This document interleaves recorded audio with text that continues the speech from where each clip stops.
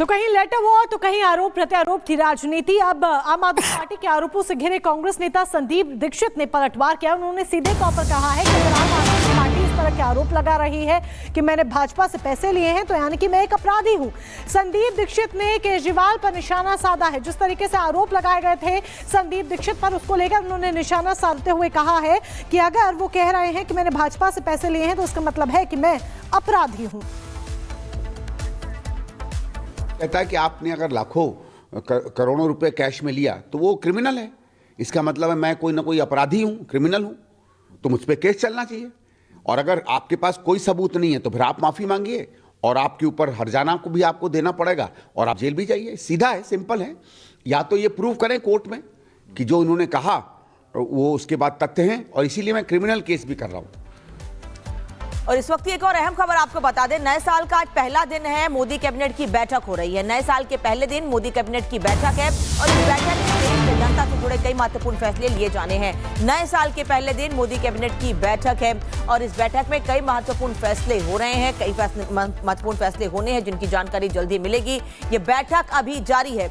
नए साल के पहले दिन मोदी कैबिनेट की ये बैठक हो रही है और इस बैठक में तमाम मंत्री मोदी कैबिनेट के शामिल हैं। चर्चा हो रही है आने वाले समय में नए साल में देश की जनता के लिए किस तरह से और बड़े कदम उठाए जाएं। साथ ही साथ अगले महीने, क्योंकि 1 फरवरी को बजट पेश होता है, उसको लेकर पहले ही बातचीत बैठ के हो चुकी है। वहीं दूसरी ओर अब जनता के लिए क्या और बड़े कदम नए साल में उठाए जाएं, इसको लेकर यह बैठक बेहद महत्वपूर्ण है।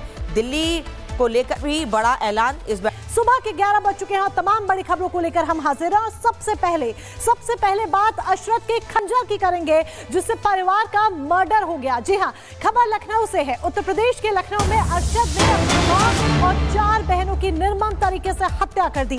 एक होटल में एक ही परिवार के 5 लोगों को मौत के घाट उतार दिया गया। आरोप परिवार के बेटे अरशद पर है कि अरशद ने अपनी मां और 4 बहनों को मौत के घाट उतार दिया है। 5 लोगों की निर्मम तरीके से हत्या कर दी। हालांकि इस हत्याकांड के पीछे क्या वजह रही, इसका पता पुलिस लगा रही है। पुलिस ने आरोपी अरशद को गिरफ्तार कर लिया है। लखनऊ में एक ही परिवार के 5 लोगों को बेरहमी से मौत के घाट उतार दिया गया। लखनऊ के नाका थाना क्षेत्र स्थित शरणजीत होटल में यह दिल दहला देने वाली घटना सामने आई है, जहां पर 5 लोगों को मौत के घाट उतारा गया। दरअसल आरोपी आगरा से परिवार के साथ लखनऊ आया था और इसी होटल में रह रहा था, जहां पर उसने इस भयावह अपराध को अंजाम दिया। सूचना मिली कि इस होटल में एक कमरे में 5 लोगों की डेड बॉडी पड़ी है और तत्काल थाना प्रभारी एवं अन्य पुलिस बल मौके पर पहुंचकर जो है छानबीन उन्होंने प्रारंभ कर दी।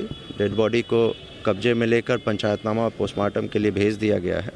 फील्ड यूनिट को बुला लिया गया है ताकि जो साइंटिफिक एविडेंसेस हैं उसको कलेक्ट कर लिया जाए और प्राथमिक जो है पूछताछ सभी लोगों से चल रही है, होटल वालों से और अन्य चीज़ों को, अन्य जो है साक्ष्य खंगाले जा रहे हैं।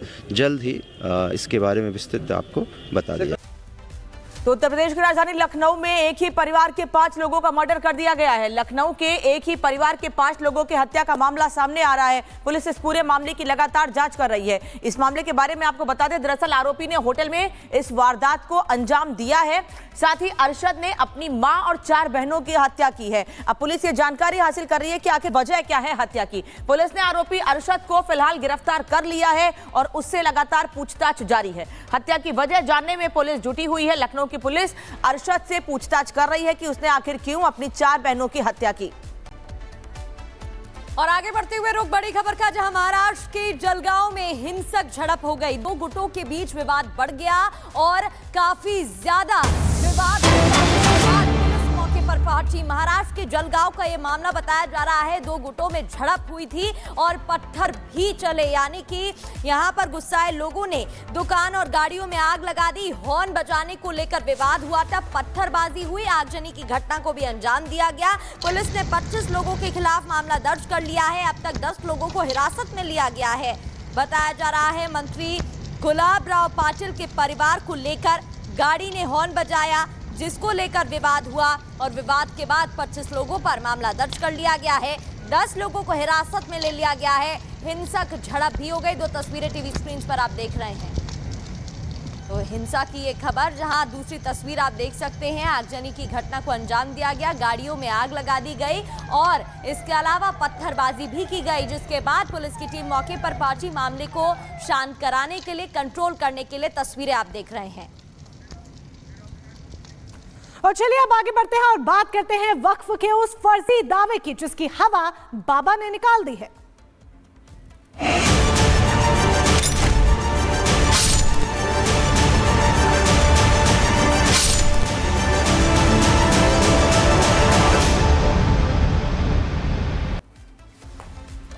तो संभल में चौकी का निर्माण क्या होना शुरू हुआ, इस पर सियासत भी जमकर हो रही है। जामा मस्जिद के ठीक सामने सत्यव्रत नगर चौकी का निर्माण कराया जा रहा है, जोरों शोरों से निर्माण हो रहा है, लेकिन दूर बैठे भाईजान को दर्द हो रहा है, दूर बैठे भाईजान को दिक्कत हो रही है और इतनी दिक्कत हो रही है कि वो समय समय पर सवाल उठाते हुए नजर आ रहे हैं। और अब तो भाईजान ने बड़ा दावा कर दिया है। दरअसल असदुद्दीन ओवैसी ये कहते नजर आ रहे हैं कि जिस जमीन पर पुलिस चौकी का निर्माण करवाया जा रहा है वो पुलिस चौकी वक्फ की जो जमीन है, जिस चौकी पर निर्माण हो रहा है वो जमीन दरअसल वक्फ की है। हालांकि इस दावे की हवा डीएम ने निकाल दी है। डीएम ने बाकायदा रजिस्टर्ड डॉक्यूमेंट्स सामने रखे हैं और पेश कर दिया है कि ये जमीन उन डॉक्यूमेंट्स के जरिए कि ये जो जमीन है वो वक्फ की नहीं है।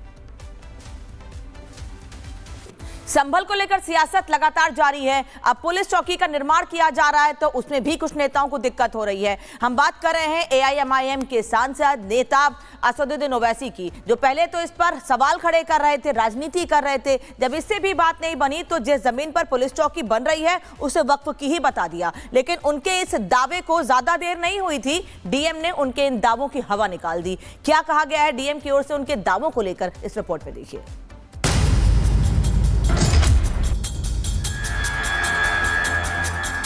जिसने वक्फ भी किया है वो भी व्यक्ति नहीं आया है और वर्तमान में जो डॉक्यूमेंट हमें दिखाया जा रहा है वो भी अनरजिस्टर्ड है। संभल में 24 नवंबर को जिस जगह हिंसा हुई उस जामा मस्जिद के पास अब पुलिस चौकी का निर्माण हो रहा है। प्रशासन ने पूरी फुर्ती के साथ चौकी खड़ी कर दी है, जो भाईजान को रास नहीं आ रही। रोकने के लिए अड़ंगों से लेकर हथकंडे तक अपना रहे हैं। कल असदुद्दीन ओवैसी कह रहे थे कि पुलिस चौकी की जगह सरकार अस्पताल, स्कूल, कॉलेज आखिर क्यों नहीं बनवाती, और दाल गली नहीं तो ओवैसी ने चौंकाने वाला दावा कर डाला। ऐसा दावा जो किसी बवंडर से कम नहीं था। संभल की जामा मस्जिद के पास जिस सत्यव्रत पुलिस चौकी का निर्माण किया जा रहा है वो पुलिस चौकी वक्फ की जमीन पर बन रही है। ओवैसी कह रहे हैं कि इस बात के रिकॉर्ड और सबूत है कि जमीन वक्फ की है। ओवैसी ने इसके लिए बाकायदा दस्तावेज भी साझा किए। पुलिस स्टेशन, पुलिस आउटपोस्ट, शराब खाने तो आप बहुत खोल चुके हैं मुस्लिम इलाकों में।